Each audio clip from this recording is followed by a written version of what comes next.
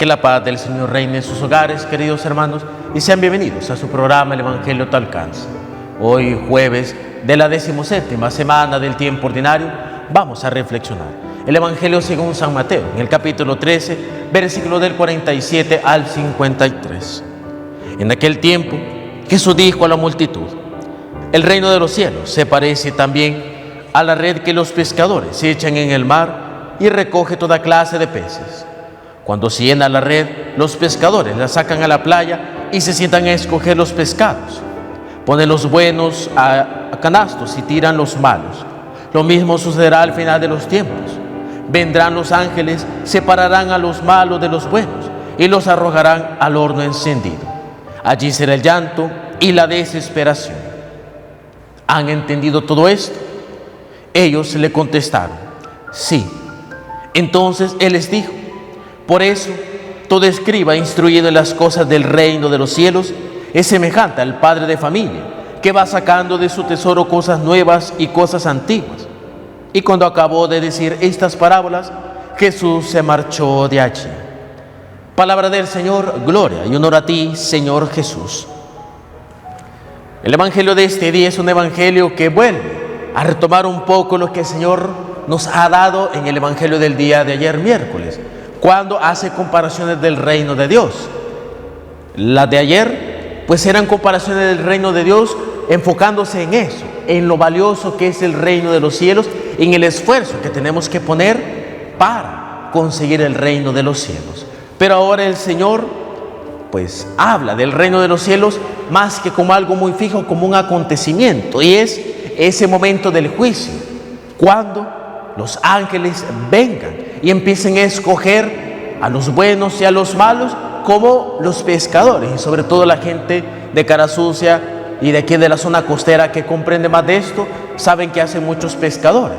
Cuando ellos van y recogen los peces, mariscos y cualquier otro tipo de animal y de producto que viene del mar, pues lo que hacen es que escogen los buenos, porque obviamente son los que dan ganancias a los pescadores, y en cambio lo que está mal, pues lo botan, lo vuelven al mar, lo utilizan para alimento para los animales o qué sé yo, pero no es utilizado para generar ganancias, no es utilizado para producir.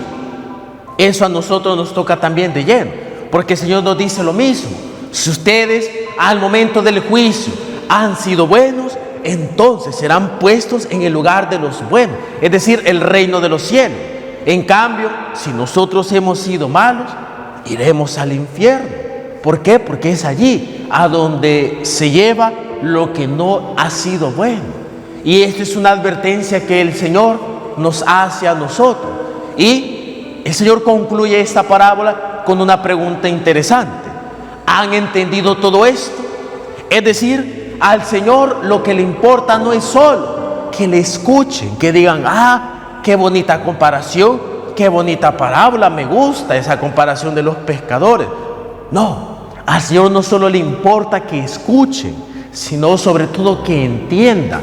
Y por eso Él dice: ¿han entendido todo esto? Y la gente responde: sí. Y el Señor remata: pues si eso es así, qué bueno, porque eso es semejante a alguien que de lo que va aprendiendo, de lo viejo y de lo nuevo, va sacando lecciones para sí mismo y también para los demás. Y eso es algo importante, hermano. No basta simplemente conocer la palabra de Dios.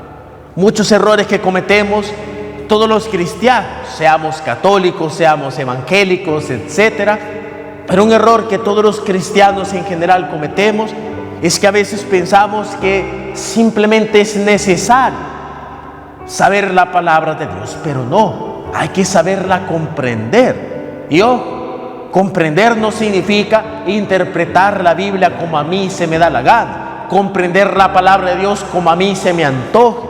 No, entender la palabra de Dios es descubrir el significado de Jesús. Y lamentablemente aquí, en muchos y en muchas iglesias cristianas, no se da esto, sino que se da una interpretación muy subjetiva. Y queridos hermanos, todos estamos invitados, y no por proselitismo cristiano, no por decir que mi iglesia es mejor que la otra, no. Se trata del compromiso que debemos de tener con la palabra de Dios de entenderla para darle la salvación al otro, no simplemente tomar la palabra de Dios para utilizarla a mi conveniencia.